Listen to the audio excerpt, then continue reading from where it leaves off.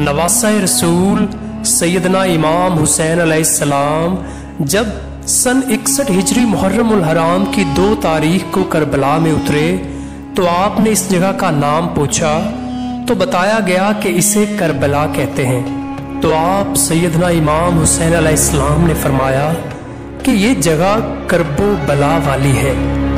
चुनांचे आपके साथी इस जगह उतर पड़े और उन्होंने अपना सामान भी उतार लिया।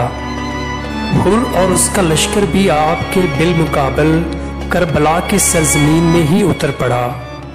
फिर उबैदुल्लाह इब्ने ज़ियाद ने हजरत इमाम हुसैन अलैहिस्सलाम की तरफ एक खत लिखा जिसमें यजीद की बैत का मुतालबा किया गया था। जब ये खत हजरत सैयदना इमाम हुसैन अलैहिस्सलाम को मिला तो आपने इसे पढ़ा और फरमाया कि इसका मेरे पास कोई जवाब नहीं। जब कासिद लौटकर उबैदुल्लाह इब्ने ज़ियाद के पास गया तो उससे ये जवाब पाकर वो गुस्से से भड़क उठा और लोगों को जमा करके एक लश्कर तैयार किया और उसका सिपा सालार उमरू बिन साद को बना दिया। उमरू बिन साद जो कि मौजूदा ईरान का शहर तेहरान का गवर्नर मुकर्रर किया गया था, उसने वहां जाने और हजरत इमाम हुसैन अलैहिस्सलाम को शहीद करने से माजरत की।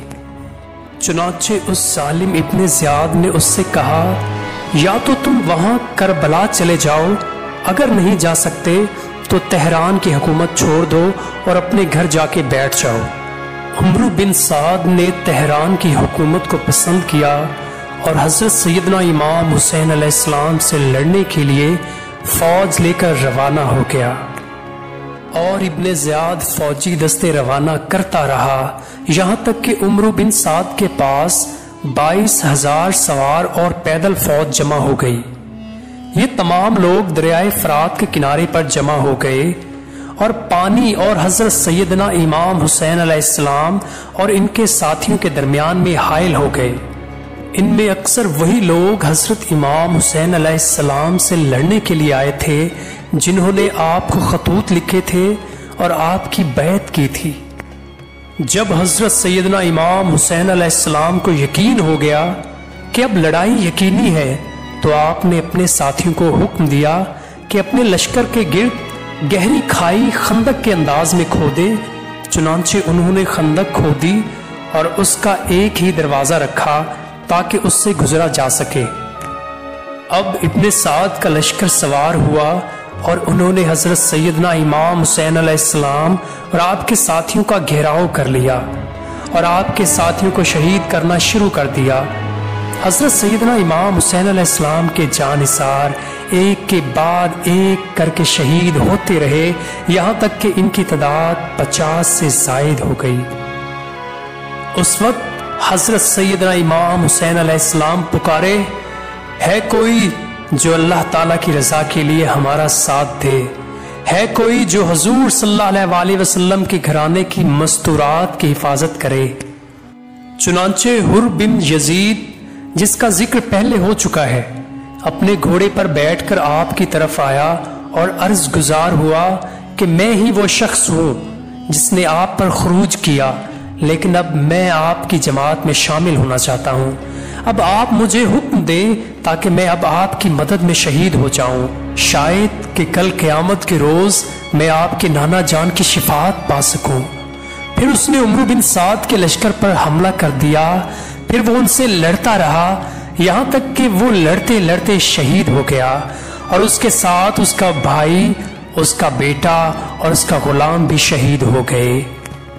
और फिर करबो बला की उस सरजमीन पे जोरदार जंग शुरू हो गई, यहाँ तक कि हजरत सैयदना इमाम हुसैन अलैहिस्सलाम के तमाम साथी शहीद हो गए।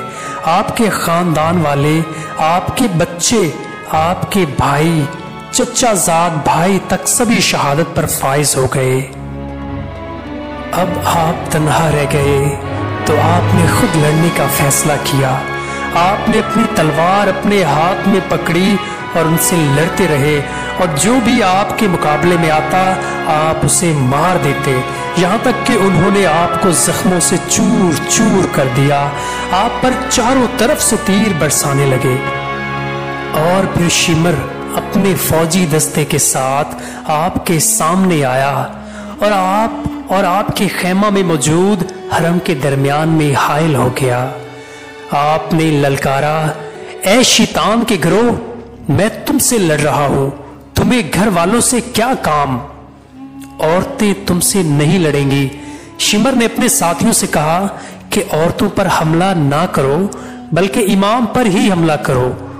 سب نے مل کر آپ پر تیروں اور نیزوں سے حملہ کر دیا، یہاں تک کہ آپ شہید ہو کر گر گئے۔ نصر بن خرشہ آپ کا سر مبارک کاٹنے لگا، لیکن اس میں ہمت نہ ہوئی اور وہ آپ کا سر نہ کاٹ سکا۔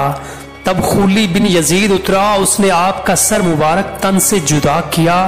ایک روایت میں ہے کہ شمر نے اپنے ساتھیوں سے کہا، تم پر افسوس، تم اس شخص پر کس کا انتظار کر رہے ہو جسے زخموں نے چور چور کر دیا ہے؟